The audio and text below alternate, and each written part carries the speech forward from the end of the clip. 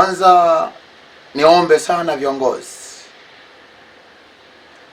tujifunze sana kuheshimu maneno ya watu wa Mungu, hata kama wataongea kama walevi, lakini tujifunze sana kuatilia maanani maneno ya watumishi wa Mungu. Mimi kwa kinachoendelea ndani ya taifa langu, naweza nikasema unabii wa baadhi ya watumishi hawa umetimia. Umetimia kulingana na kile kinachoendelea sasa. Nikianza na maneno ya mtumishi wa Mungu Mchungaji Mbarikiwa Mwakipesile. Ilikuwa ni mwezi wa 6 tarehe 6, siku ya Jumapili. Aliongea maneno haya akiionya na kuiomba serikali ilitazame sana taifa lake baada ya uchaguzi. Ngoja tusikie kidogo hapa. Sikia hii video. Unabii kabisa ambao nawatumia watu wa CCM. Ioneni nchi baada ya uchaguzi. Ihurumieni nchi. Ihurumieni nchi kwa miaka 5 ijayo. Ihurumieni nchi. Hakuna binadamu ambaye una ubinadamu kwa sehemu kubwa, hata mpaka dakika hii walioko sehemu bado wana roho ya Mungu, bado wana roho ya ubinadamu. Hakuna binadamu ambaye ukipata ubunge, ukipata ukuu wa wilaya, ukipata ukuu wa mkoa, hakuna binadamu ambaye utastarehe wakati jahazi linayumba, wakati vilio vinasikika huku na kule. Hakuna ambaye ukuu wa mkoa, ubunge utanoga. Hakuna. Mbie tukitabiri kabisa, nikikutabiria kabisa, unabii wa kabisa, nikikutabiria baada ya uchaguzi kuna giza. Unabii wangu wapelekeni hapo kipande, wapelekeni. Hawa wanasema ni mbele kwa mbele, mbele, hakuna njia. Hata kama haya wanayo ya push yatafanikiwa.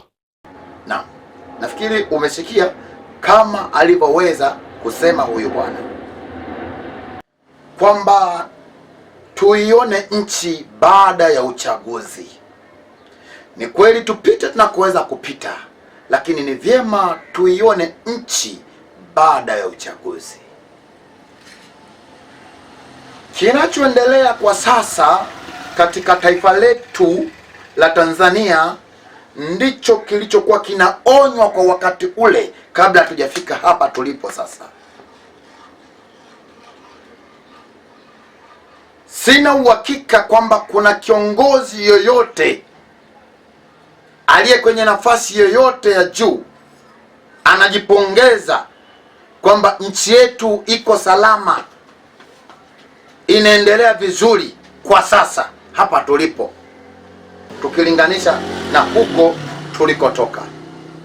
Takuwa ni ajabu sana kama kuna kiongozi anasema tuko salama sana, tuko vile vile. Itakuwa ni ajabu sana. Lakini si huyo tu, yuko kiongozi mwingine, Askofu Josephat Gwajima, ambaye baada ya kukemea utekaji ilionekana ni kama kuna kampeni anaianzisha. Sijui ndivyo ilivyoisiwa, mimi sijui. Lakini moja kati ya maneno ambayo nasema aliyasema ni haya. Sikiliza hii video pia. Haya ni maneno ya Josephat Gwajima. Liko jambo moja ambalo nataka nilishauri kwa nguvu zangu zote. Tunafahamu, hii haifichiki kwamba vyama vyetu vikubwa hapa Tanzania, tuna Chama cha Mapinduzi ambacho ndio chama changu, mimi natokea, na iko chini ya mwenyekiti wetu mama yangu na rais wetu Mama Samia Suluhu Hassan. Chama cha pili ni Chadema, Chama cha Demokrasia na Maendeleo. Mnajua vema kwamba Chama cha Demokrasia, Chadema, wamesema hawaingii kwenye chaguzi mpaka tufanye reform. Na modality yao wanayoisema, wanasema watazuia uchaguzi. Nataka nitoe ushauri. Hii natoa ushauri kwa unyenyekevu sana. Ni kweli sisi Chama cha Mapinduzi tunaweza kuamua kuendelea na uchaguzi, na tukafanya uchaguzi na tukashinda. Lakini kushinda uchaguzi si jambo kubwa sana. Kuitawala nchi ambayo imemeguka kwa sababu ya makovu ya uchaguzi ndiyo jambo kubwa zaidi. Kwa hiyo sisi kama CCM tunaweza kuamua hivi, bwana, tuendelee. Tutaendelea na tutashinda. Lakini hebu jaribu kuwaza, tangu siku unapoapishwa kuna watu wanaendelea kukupinga mpaka utakapomaliza miaka yako 5. Kwa si vizuri. Kwa mimi nashauri kwamba Chama cha Mapinduzi kina wanachama zaidi ya milioni 10 na kitu. Hatuhitaji kuogopa. Tuamue kuwaruhusu hawa wa Chadema kuwapa minimal reform. Si wanataka reform? Tujaribu kuona reform ambayo inaweza kuwa affordable kwa sasa hivi. Ni reform gani? Reformu anayotaka tuingie nayo kwenye uchaguzi. Kwani wewe hufahamu kwamba Chama cha Mapinduzi kina wanachama zaidi ya milioni 10 na kitu ambao wapo tayari? Na ni kwa nini tuingie kwenye mchezo alafu tunayecheza naye hayumo? Mimi kama mwanachama wa CCM nasema sasa, na kama mjumbe wa halmashauri kuu ya CCM, kama mimi, siseme kama kikao cha halmashauri kuu ya CCM, nasema kama mimi an individual, kama mwanachama wa Chama cha Mapinduzi, lakini pia Mtanzania, na shauri sana tungeamua kukubali kufanya hiyo reform. Tuwape reform. Tute reform chache zenye kuwafanya waingie kwenye uchaguzi. Halafu waingie tuwapige. Reform zimefanyika, wameingia, tunawapiga. Siku zote unapowaza kuhusu ushindi wa kisiasa kwenye smart power, unawaza ushindi wa kisiasa, waza pia ushinde kwa namna ambayo utakuwa na urahisi wa kutawala nchi ili kuwaletea watu maendeleo. Usiwaze kushinda tu, alafu baada ya kushinda hauwazi kuhusu nchi itakuwaje, watu watakuwa wamegawanyika. Polisi hawa vyombo vya dola hivi, nataka kuambia vyombo vya dola tena, tukiingia kwenye uchaguzi tukafanya wakati wengine hawamo, ninyi tena vyombo vya dola tena mtapata kazi tena. Sio sisi wanasiasa. Mtapata kazi kukimbizana na watu. Leo wameandamana huku umewapiga, kesho wameandamana umewapiga, mtakuwa hamlali tena. Sasa kwa nini vyombo vya dola viache kulala? Kwa nini vyombo vya dola viwe na kazi ya miaka 5 ya kukimbizana na watu ambao hawakuingia kwenye uchaguzi kwa sababu ya reform chache ambazo tungezifanya? Mimi nashauri sana, mtu yoyote anayeipenda nchi, kuna mapenzi kwa chama chako, kuna mapenzi kwa nchi. Nchi inaanza kwanza, vyama na mambo mengine yanafuata. We don't want after election we have a broken country, kwamba hatuwezi hata kusalimiana. Ningependa sana baada ya uchaguzi tuwe na nchi iliyo pamoja, ili rais aliye madarakani awe na uwezo wa kutuletea maendeleo yetu. Nafikiri unaweza ukaona maneno haya yanavyowiana na kile kinachoendelea sasa, kwamba alisema juu habari ya jeshi kuacha kufanya majukumu mengine, kwanza kulinda wananchi wasiandamane, kuzuia maandamano, kuzuia mikusanyiko. Yaani ndani ya awamu hii yote tutakuwa na kazi hiyo ya kuzuia haya mambo. Unaweza ukaona kwamba vinafanana sana na kinachoendelea sasa. Sijajua ni kwa kiwango gani, lakini kwa picha tu ya haraka unaweza ukaona jinsi mambo yalivyo sasa. Lakini kuna kitu ambacho alishauri huyu mtu kabla, kwamba ni vyema ingefanya serikali, ingefanya hata hii reform kwa muda mfupi sana, kwamba turuhusu na hiki chama kingine kiingie kwenye uchaguzi, kishiriki uchaguzi mkuu. Bado alionekana ni kama ni mtu ambaye anaongea mambo ambayo amepitwa na wakati, ni kitu ambacho hakipo. Lakini unaweza ukaona serikali ile ile ambayo haikuchukua hatua yoyote kwenye yale maneno, serikali ile ile ambayo ilipuuza yale maneno, leo hii imekuwa ikitaka maridhiano. Unaweza ukaona mambo yalivyokuwa sasa.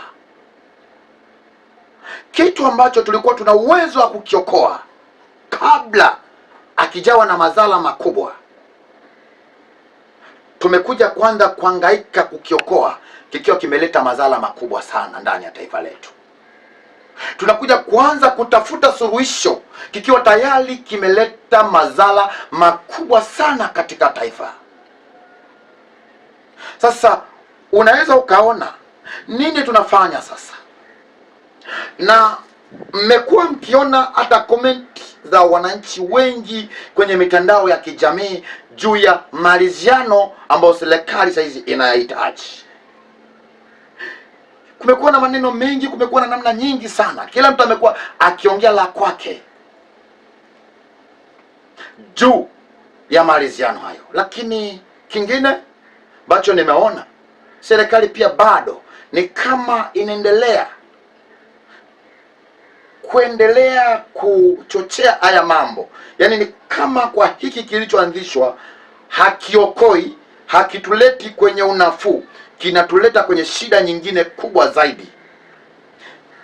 Hiki kilichoundwa cha kufanya uchunguzi wa kuchunguza sababu iliyotupelekea tufike huku, sijui kama ni ufinyu wangu kuwa mdogo, sijui kama ni mawazo yangu ni madogo, ila mimi eneo ambalo naona liko wazi ambalo ndo limepelekea haya yanayoendelea ni kuto kukubaliana kule mwanzo, kule ile reformu iliyokuwa inaombwa kule ndo kwenye sababu.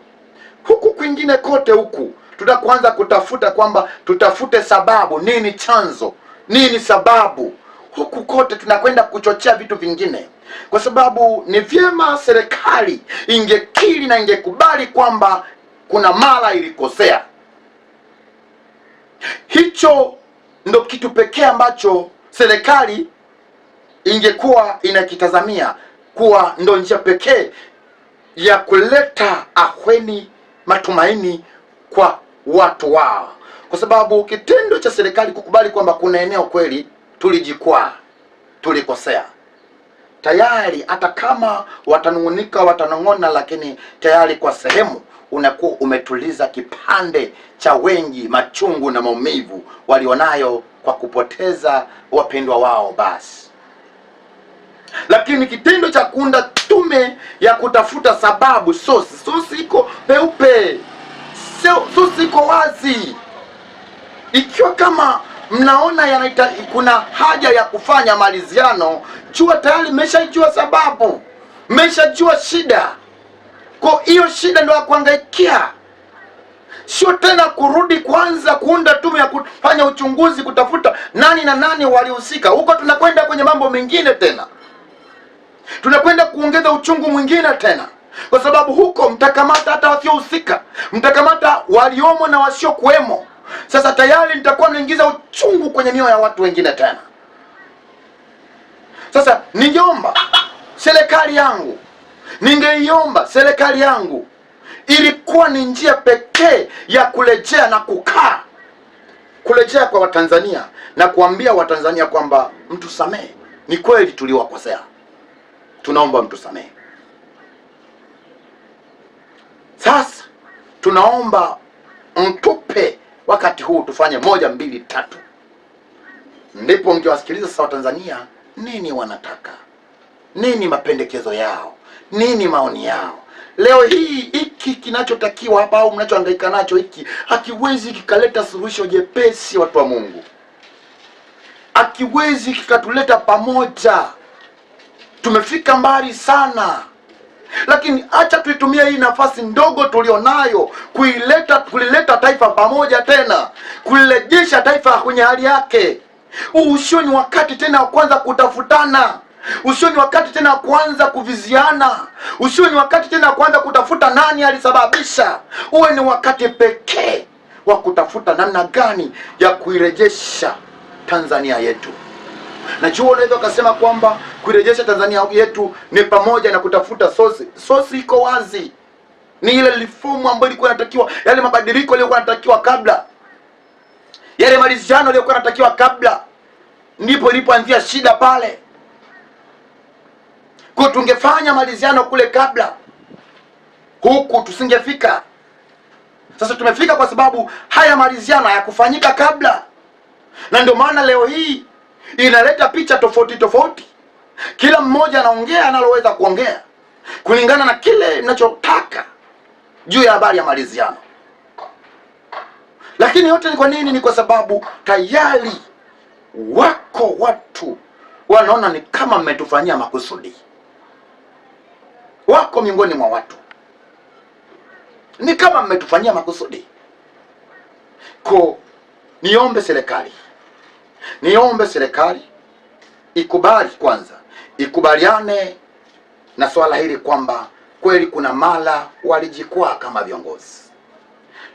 Ni kutubu, kuwaomba radhi wa Tanzania. Lakini watu wa Mungu, mpaka hivi leo serikali hii haijatoa mwelekeo juu ya vilio vya wengi. Wako ndugu zetu ambao wamepotea kabla ya uchaguzi, ambao hatujui kama ndo wamekufa katika mazingira ya kutatanisha. Uongozi mkuu hauongei lolote juu ya hilo. Hakuna anayeliongelea kiongozi kutoka juu akikemea wala kiraani kupotea kwa hao watu, au kuonyesha ni hatua gani zimechukuliwa kwa hao watu. Sasa inafika mahala tunanyamaza. Inafika mahala kusema sasa, hata nikiendelea kunyamaza itanisaidia nini? Yaani fani nini? Kwa sababu ni kweli vitisho ni vingi kwa sasa. Kuongea kama hivi ninavyoongea ni hatari kweli, lakini bado siko salama kwa kunyamaza. Haina maana kwamba nisipoongea ndo niko salama. Wako watu hawakuwemo kwenye maandamano, pigwa risasi wamekufa. Wako watu hawakuwemo kabisa, wamejeruhiwa. Wengine walikuwa kwenye pilika zao tu, wengine walikuwa kwenye ofisi zao, wamekufa. Je, mimi kama kwa hayo yanaweza kupelekea shida yoyote kwangu, ni amina. Ninachoona kuna mara naweza nikatoa uelekeo kama Mtanzania, nitaongea, nitatoa uelekeo. Kwa nirejea tena, naiomba serikali irudi kwa wananchi wake, itubu, ikubali kwamba ilikosea, ndipo mambo mengine yote yaendelee. Lakini huku mnakopita huko hakuna njia. Mimi nawaambia huko njia ni ngumu sana kupatikana. Ni kweli huenda mmeona hivyo nyie, lakini naongea, mimi ni mtumishi wa Mungu, na nena kama mtumishi wa Mungu, naongea kama mtumishi wa Mungu. Nawaambia huko ni polini bado, huko bado ni polini. Ko niwaombe na niombe tena, serikali ichutame, ikubali kwamba ilikosea, ikubali kwamba ilijikwaa, ndipo itake sasa maridhiano hayo. Uwezi ukatafuta amani na mtu ambaye hakuamini. Maridhiano na mtu ambaye hakuamini ni kazi. Utaliziana nini? Anahofia kila unachomwambia, anahisi kama bado ni mtego kwake. Kwa naiomba serikali yangu, maneno haya yasipuzwe. Neema ya Mungu iwe pamoja nanyi. Amen.